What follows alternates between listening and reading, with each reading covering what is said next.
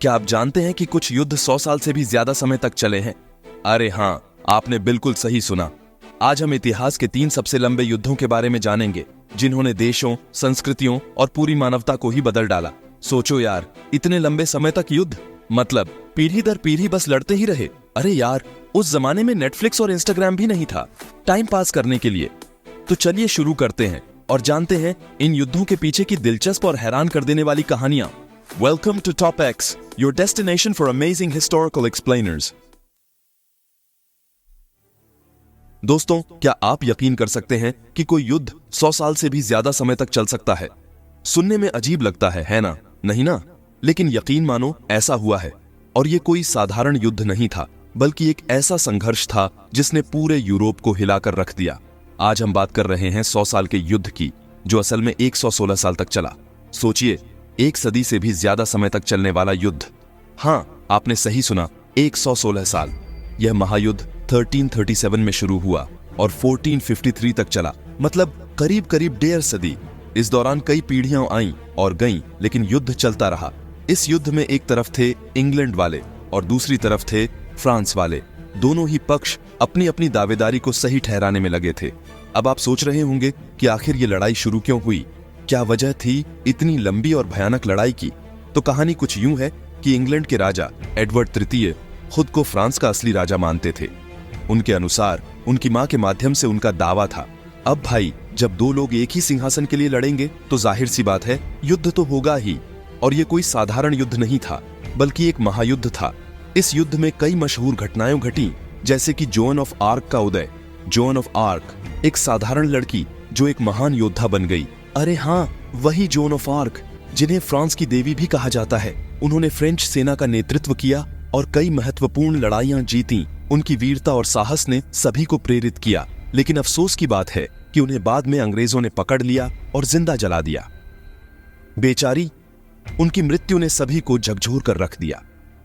इस युद्ध में एक और यादगार लड़ाई हुई थी, एजिनकोर्ट का युद्ध। यह लड़ाई इतनी भयानक थी कि इसमें हजारों सैनिक मारे गए थे। यह युद्ध इतिहास में एक महत्वपूर्ण मोड़ साबित हुआ, लेकिन अंत में जीत फ्रांस की हुई और इंग्लैंड को मुंह की खानी पड़ी। इस युद्ध ने दोनों देशों के भविष्य को बदल कर रख दिया। इस युद्ध का दोनों देशों पर गहरा प्रभाव पड़ा।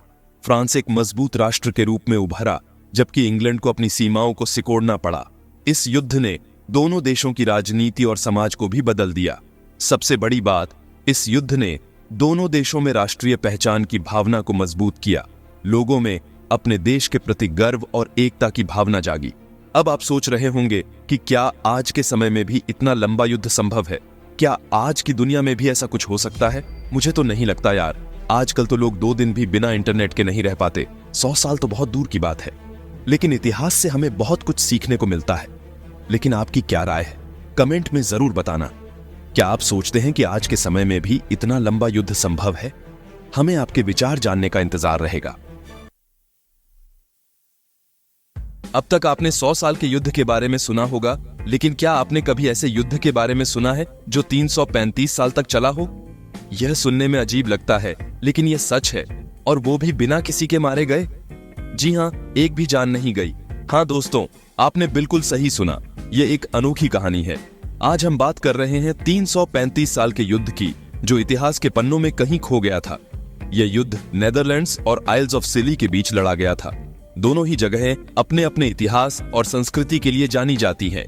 यह युद्ध 1651 में शुरू हुआ और 1986 में जाकर खत्म हुआ, यानी 3 सदियों से भी ज्यादा समय तक चला। लेकिन हैरानी की बात यह है कि इस पूरे युद्ध में एक भी गोली नहीं चली और न ही किसी की जान गई। यह एक अनोखा और अद्भुत तथ्य है। अब आप सोच रहे होंगे कि भाई, बिना लड़े युद्ध कैसे हो सकता है? यह सवाल वाजिब है।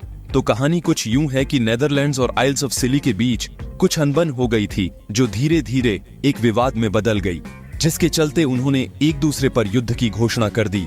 यह घोषणा एक औपचारिकता बन गई, लेकिन हुआ यूं कि दोनों ही देश युद्ध में उलझने के मूड में नहीं थे।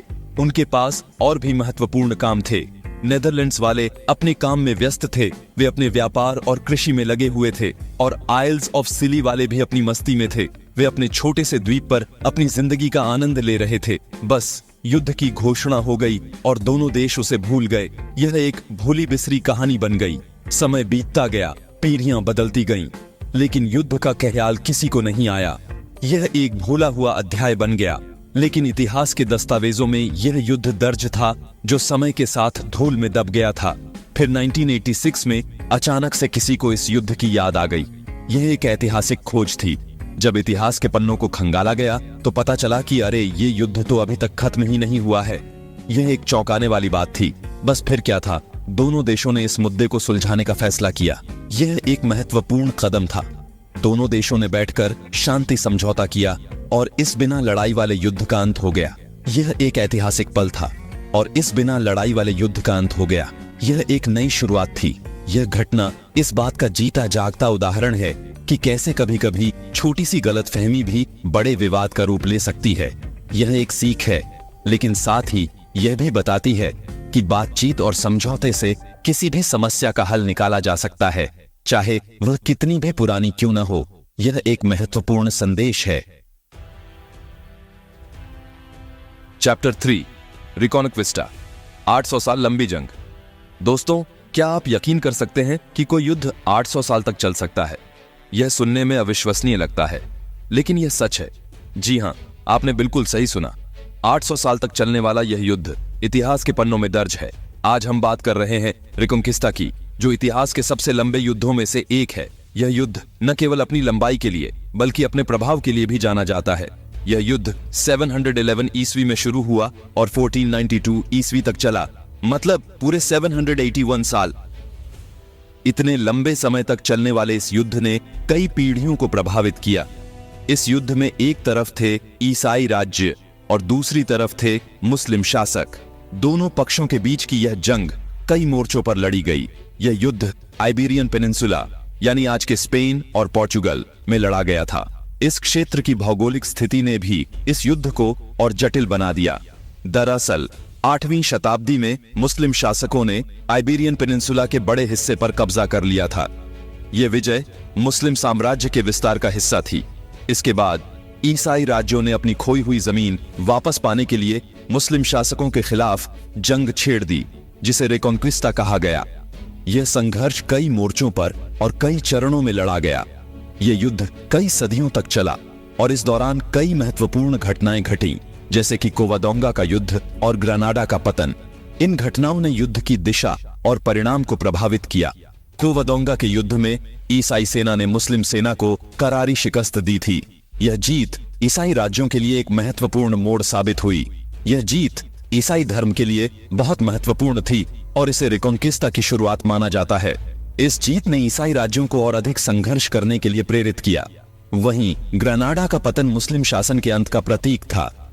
यह घटना मुस्लिम शासकों के लिए एक बड़ा झटका थी। 1492 में ईसाई सेना ने ग्रेनाडा पर कब्जा कर लिया, जिसके साथ ही रिकॉन्क्विस्टा का अंत हो गया। यह विजय ईसाई राज्यों के लिए एक बड़ी उपलब्धि थी। इस युद्ध का स्पेन और पोर्चुगल के इतिहास पर गहरा प्रभाव पड़ा। इसने दोनों देशों की राजनीतिक और सांस्कृतिक संरचना को बदल दिया। इस युद्ध ने दोनों देशों की संस्कृति, भाषा और धर्म को आकार दिया। इसने समाज के विभिन्न पहलुओं को प्रभावित किया। इसके अलावा इस युद्ध के बाद ही स्पेन और पोर्चुगल ने दुनिया भर में अपनी उपनिवेश स्थापित किए। यह युद्ध उनके वैश्विक विस्तार का आधार बना। रिकॉन्क्विस्टा वाकई एक महत्वपूर्ण युद्ध था, जिसने इतिहास की दिशा बदल दी। इसने न केवल आइबेरियन पेनिनसुला को बल्कि पूरे यूरोप को प्रभावित किया। यह युद्ध इस बात का प्रमाण है कि कैसे धर्म, सत्ता और जमीन के लिए इंसान सदियों तक लड़ सकता है। यह संघर्ष मानव इतिहास के सबसे महत्वपूर्ण अध्यायों में से एक है। तो दोस्तों, ये थे इतिहास के 3 सबसे लंबे और हैरान कर देने वाले युद्ध। लेकिन ये तो बस कुछ उदाहरण हैं। इतिहास ऐसे कई युद्धों से भरा पड़ा है जो सदियों तक चले, जैसे कि रोमन पर्शियन युद्ध और वियतनाम युद्ध।